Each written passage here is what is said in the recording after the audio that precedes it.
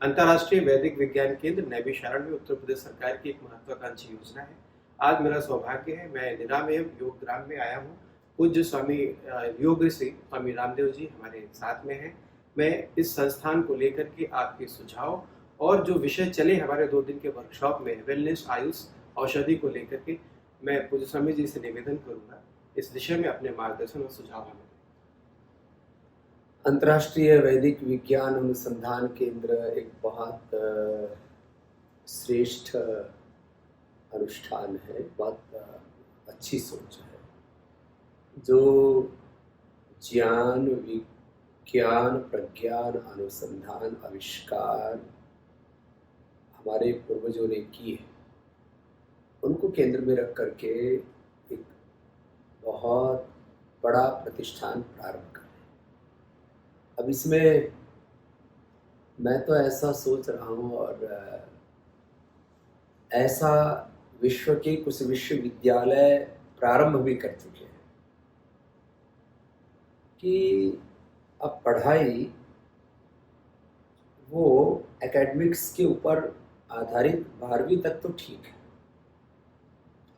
विश्व के अनेक देशों में प्रक्रिया प्रारंभ हो चुकी है कि 12वीं के बाद जो व्यक्ति की परीक्षा के उत्तीर्ण होने की जो प्रक्रिया है वो पेपर पर आधारित नहीं होनी चाहिए, वो वर्क पर आधारित होनी चाहिए, परफॉर्मेंस पर आधारित होनी चाहिए।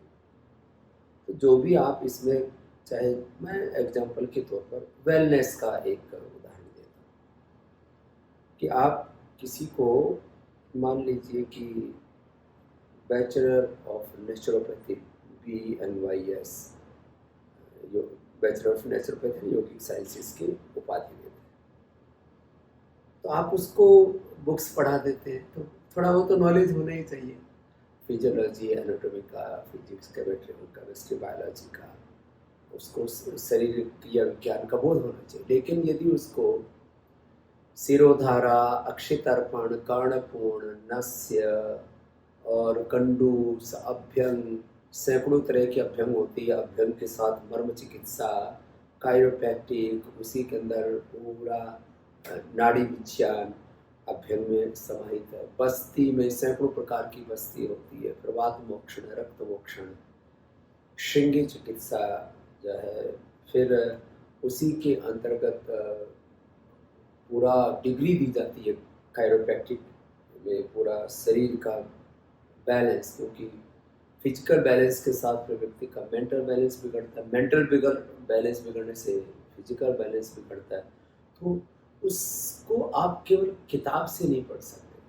तो परफॉर्मेंस बेस्ड, प्रोजेक्ट बेस्ड, और उसमें जो मार्किंग होती है उसका भी अभी तो ये वर्ल्ड में अब ये स्टैंडर्डाइज हो गया है।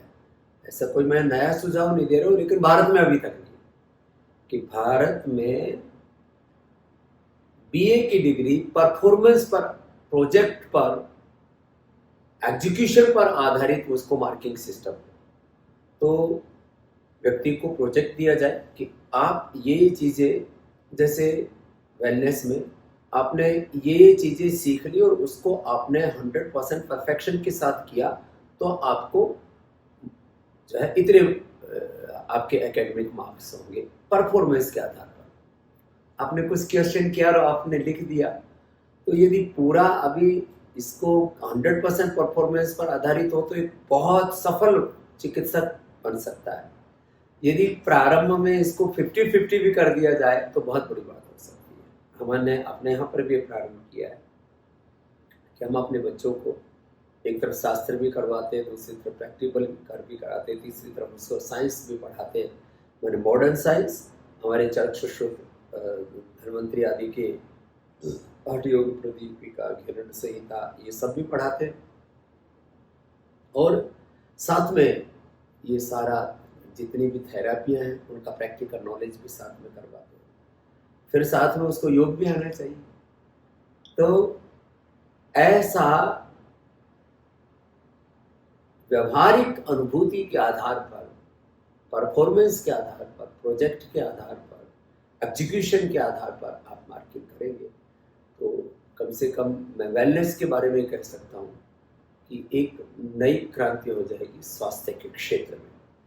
ऐसे ही ये प्रक्रियाएं बिजनेस के वर्ल्ड में ऑलरेडी हो रही है। विदेशों में जो मैनेजमेंट और बिजनेस की पढ़ाई की जाती है, केस स्टडी करवाते थे पहले यूरोप आदि देशों में, अमेरिका ब्रिटेन में भी। अब केस स्टडी पढ़ाते थे, फिर उसके आधार पर उनके जो है उनकी क्वेश्चनिंग होती थी और उनसे पूछते थे। ये भी अब पुरानी चीज़ होगी। अब वो कहते हैं कि आप यदि मैनेजमेंट और बिजनेस पढ़ रहे हो तो आप प्रैक्टिकली जा करके जो है ये काम करो, और काम करने के बाद आपने क्या परफॉर्मेंस किया, माना कि आपने ऑनलाइन प्रोडक्ट बेचा, आपने ऑनलाइन प्रोडक्ट बेच करके माना कि आप को 10 लाख का या 50 लाख का या 1 करोड़ का आपको एक टारगेट दिया कि आप 1 करोड़ की सेल करेंगे तो आपको इतने मार्क्स मिले। उसमें इंस्टीट्यूशन भी पैसा लगाता है और बच्चा भी अपना पैसा लगाता है, कहीं 50-50 का, कहीं कम ज़्यादा रेशो हो सकता है। उसमें कौन कितना पैसा लागत लगाएगा, क्योंकि उसमें लॉस की भी पॉसिबिलिटीज़ है। जो अच्छा परफॉर्म नहीं करेंगे वो लॉस करेंगे। तो लेकिन यदि आपने ऐसे बच्चे तैयार किए मैनेजमेंट में या बिजनेस में जो 1 करोड़ रुपए का प्रोजेक्ट 2 या 5 या 10 करोड़ का प्रोजेक्ट सक्सेस कर दिया, वो तो आपके बिजनेसमैन तैयार हो गए ना, न्यू स्टार्टअप्स तैयार हो गए। आजकल हम 5 साल पहले पेपर पर तैयार कराते हैं, फिर कहते हैं कि आप प्रैक्टिकल करो। क्यों? हम बच्चों का ऐसा गोल्डन जो पीरियड होता है, उनका एक आयु का बहुत स्वर्णिम काल होता है, उसको ऐसे ही जाया करते हैं। तो ऐसे कुछ नवाचार, कुछ नए प्रयोग प्रारंभ होंगे तो शिक्षा के क्षेत्र में एक नई क्रांति होगी, और हम पढ़े लिखे बेरोजगार नहीं बल्कि आजीविका के साथ उनका जीवन भी अच्छा हो, उनमें कॉन्फिडेंस भी हो, और वो नए प्रतिमान गढ़ने वाले और कुछ नई प्रेरणा देने वाले, आत्मनिर्भर भारत बनाने के क्षेत्र में एक नई भूमिका निभाने वाले युवक तैयार हैं। निर्भ्रांत जीवन को लेकर के आपके हाल ही में लिखे आलेख को मैं पढ़ रहा था। कृण्वन्तो विश्वमार्यम के उद्घोष को लेकर के पतंजलि पूरे विश्व में काम कर रहा है, और ये हम सब के लिए एक प्रेरणा स्रोत है। मैं निश्चित रूप से आपसे एक अंतिम सुझाव के रूप में यह जरूर चाहूँगा कि किस तरीके से पतंजलि संस्थान को अपना सहयोग दे पाए। देखिए, हम तो विशुद्ध रूप से परफॉर्मेंस के आधार पर काम करते हैं। आज हमने जो भी कुछ किया है, ठीक है, हमने पढ़ाई भी की, व्याकरण शास्त्र पढ़ा, दर्शन, उपनिषद, वेद आदि शास्त्र पढ़े, लेकिन वो पढ़ाई में कहता हूँ खाली एक फाउंडेशन का काम करता है। जो कुछ हमने किया, जो कुछ हमें निमित्त बना करके भगवान ने कराया गुरु भगवत कृपा से, उसका 99% जो भी है वो परफॉर्मेंस है। तो जो भी आपके बच्चे प्रैक्टिकल, आपको ऐसा करना चाहिए कि जो इसमें